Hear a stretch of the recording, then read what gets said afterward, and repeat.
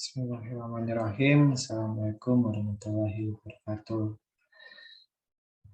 Pada kesempatan kali ini, saya akan mempresentasikan tentang fermentasi tape singkong. Sebelum itu, perkenalan dulu. Nama saya Muhammad Hasan Yandra dengan NIM 130762137 di kelas Kimia B 2021, mata kuliah Biologi Umum, topik fermentasi tape, dan dosen pengampu Dr. Elsa Lisandi. Dalam pendahuluan, bioteknologi adalah pemanfaatan mikroorganisme untuk menghasilkan suatu produk yang dapat digunakan oleh manusia. Bioteknologi dibagi menjadi dua, yaitu bioteknologi konvensional dan bioteknologi modern. Bioteknologi konvensional biasanya menggunakan mikroorganisme berupa jamur, bakteri, dan lain-lain. Sedangkan bioteknologi modern biasanya menggunakan teknologi-teknologi yang dapat membantu kita dalam proses pengkloningan kultur jaringan. Di latar belakangnya, fermentasi adalah proses produksi energi dalam sel dalam keadaan anaerobik. Secara umum, fermentasi adalah salah satu respirasi anaerobik, akan tetapi terdapat definisi yang lebih jelas yang mendefinisikan fermentasi sebagai respirasi dalam lingkungan anaerobik dengan tanpa akseptor elektron eksternal. Di sini kedua dari tinjauan pustaka, ini ada persamaan reaksi fermentasi dari C6H12O6 direaksikan 2C2H5OH plus 2CO2 plus 2 ATP. Adapun faktor-faktor yang dapat menggagalkan proses fermentasi, yaitu ada oksigen, kemaksan, suhu, dan lagi.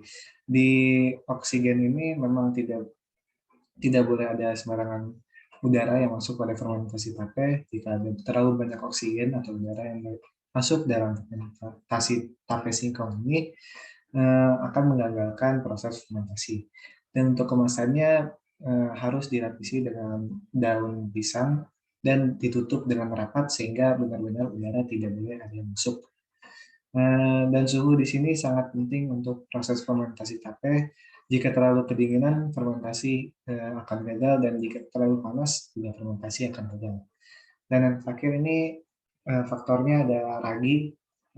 Jika ragi yang digunakan tidak sesuai dengan apa yang harusnya dipakai, atau ragi busuk, itu akan juga menggagalkan proses fermentasi. Di sini ada tahapan-tahapan fermentasi. Yang pertama ada penguraian, yang kedua perubahan gula menjadi alkohol, yang ketiga perubahan alkohol menjadi asam-asam organik, dan yang terakhir sebagian asam organik akan membentuk ester.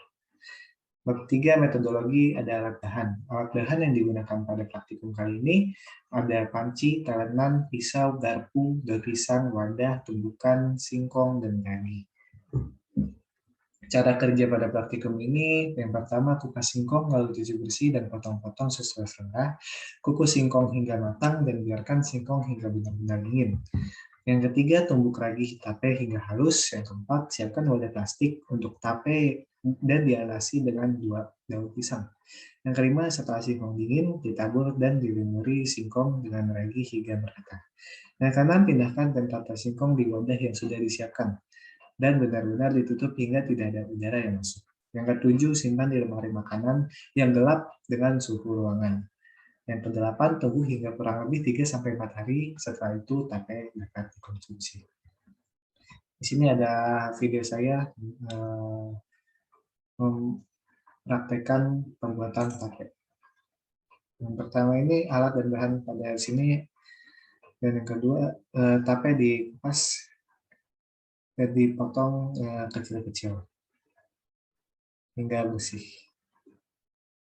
Dan setelah dipotong kecil-kecil, tape dicuci hingga benar-benar bersih dan tidak ada kotoran-kotoran menempel. Dan setelah dibersihkan, tape direbus di air panas selama 15-20 menit. Setelah itu tape diangkat dan ditiriskan hingga benar-benar kering sampai tidak ada air yang tersisa di dalam tape tersebut. Lalu selanjutnya menghancurkan lagi dengan benar-benar halus sampai benar-benar halus hingga menjadikannya taburan-taburan kecil. Setelah itu olesi olesi singkong dengan ragi hingga benar-benar merata. Dan tape singkong dilapisi dengan daun pisang dan ditutup dengan wadah hingga benar-benar rapat dan sampai udara tidak bisa benar-benar masuk. Nah, selanjutnya ini ada hasil pengamatannya. Pada hari pertama, baunya masih seperti bau singkong, bau biasa. Warna putih, tekstur keras, dan rasa masih tawar. Pada hari ke-1, baunya sedikit asam karena ada proses fermentasi di dagingnya. Warna sedikit pucat, tekstur keras, dan rasanya masih tawar. Hari kedua, baunya sudah mulai asam dan warnanya sudah mulai berubah menjadi putih kuning-kuningan. Tekstur pada tape singkong tersebut sudah mulai lunak dan rasanya sudah mulai agak asam. Hari ketiga, bau dari tape singkong tersebut sudah mulai asam menyengat, warnanya sudah berubah menjadi warna kuning, kuning tape, dan teksturnya sudah mulai lunak dan halus, sehingga dipotong mudah, dan rasanya sudah menjadi rasa tape yang asam manis. Pembahasan. Pada proses pembuatan fermentasi tape ini memerlukan kesabaran dan ketelitian tinggi agar proses fermentasi dapat berlangsung dengan baik. Pada saat singkong telah dibeli lagi, singkong ditaruh dalam wadah beralas daun pisang, lalu ditutup hingga rapat agar udara atau oksigen tidak masuk ke dalam proses fermentasi tersebut. Mikroorganisme yang terdapat di dalam ragi tape adalah kapang Amylomyces roxil, Mucor sp, dan Rhizopus sp. Kamir Saccharomyces cerevisiae dan Candida utilis, serta bakteri Pediococcus sp dan Bacillus sp. Kedua kelompok mikroorganisme tersebut bekerja sama dalam menghasilkan tape.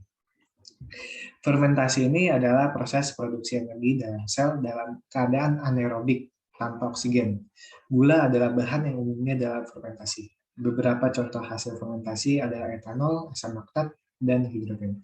Beberapa komponen lain juga dapat dihasilkan dari fermentasi seperti asam, butiran, dan aseton. Pada hari terakhir, bau tape mulai asam, menyengat, warna sudah kuning, tekstur tape sudah halus, dan rasanya sudah asam manis. Hal tersebut terjadi karena beberapa faktor yang mempengaruhi proses fermentasi, yaitu oksigen, kadar garam, dan pH. Kesimpulannya dapat disimpulkan oleh faktor-faktor yang pembuatan tape ini mempengaruhi faktor-faktor, yaitu suhu, kesamaan, oksigen, dan juga ragi. Kualitas tape sangat bergantung pada kondisi lingkungan, yaitu suhu dan kondisi anaerob, jenis bahan yang digunakan, dan lama fermentasi. Rasa manis pada tape ini karena terjadi perubahan dari karbohidrat, yaitu berubah pati dihidrolisis oleh mikroorganisme dalam ragi dipecah menjadi glukosa. Glukosa menimbulkan rasa manis pada tape. Semakin banyak glukosa yang dihasilkan, maka semakin tinggi rasa manis yang ditimbulkan. Pembentukan glukosa merupakan tahapan suatu rangkaian proses yang panjang. Dalam mendapatkan rasa tape yang manis harus dikonsumsi pada waktu yang tepat, yaitu sekitar 2-3 hari setelah pemeraman. Dan ini daftar pustakanya. Ya. Sekian presentasi yang saya tampilkan. Semoga dapat bermanfaat. Kurang lebihnya mohon maaf. Wassalamualaikum warahmatullahi wabarakatuh.